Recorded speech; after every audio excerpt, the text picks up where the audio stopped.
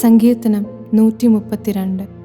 യഹോവേ, ദാവീദിനെയും അവൻ്റെ സകല കഷ്ടതയെയും ഓർക്കേണമേ. അവൻ യഹോവയോട് സത്യം ചെയ്ത് യാക്കോബിൻ്റെ വല്ലഭന് നേർന്നതെന്തെന്നാൽ, ഞാൻ യഹോവയ്ക്കൊരു സ്ഥലം, യാക്കോബിൻ്റെ വല്ലഭന് ഒരു നിവാസം കണ്ടെത്തും വരെ ഞാൻ എൻ്റെ കൂടാര വീട്ടിൽ കടക്കയില്ല, എൻ്റെ ശയ്യമേൽ കയറി കിടക്കുകയുമില്ല.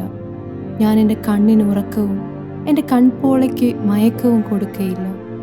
നാം എഫ്രാത്തയിൽ അതിനെക്കുറിച്ച് കേട്ട് വനപ്രദേശത്ത് അതിനെ കണ്ടെത്തിയല്ലോ. നാം അവൻ്റെ തിരുനിവാസത്തിലേക്ക് ചെന്ന് അവൻ്റെ പാദപീഠത്തിങ്കൽ നമസ്കരിക്കുക. യഹോവേ, നീ നിന്റെ ബലത്തിൻ്റെ പെട്ടകവുമായി നിന്റെ വിശ്രാമത്തിലേക്ക് എഴുന്നള്ളേണമേ. നിന്റെ പുരോഹിതന്മാർ നീതി ധരിക്കുകയും നിന്റെ ഭക്തന്മാർ ഘോഷിച്ചുല്ലസിക്കുകയും ചെയ്യട്ടെ.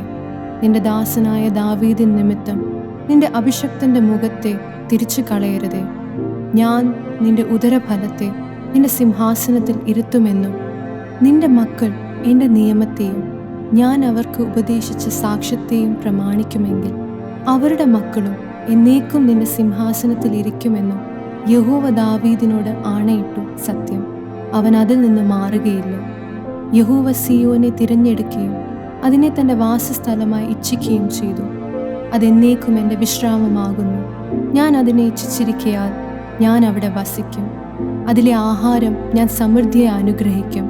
അതിലെ ദരിദ്രന്മാർക്ക് അപ്പം കൊണ്ട് തൃപ്തി വരുത്തും. അതിലെ പുരോഹിതന്മാരെയും രക്ഷ ധരിപ്പിക്കും. അതിലെ ഭക്തന്മാർ ഘോഷിച്ചുല്ലസിക്കും. അവിടെ ഞാൻ ദാവീദിനൊരു കൊമ്പ് മുളപ്പിക്കും.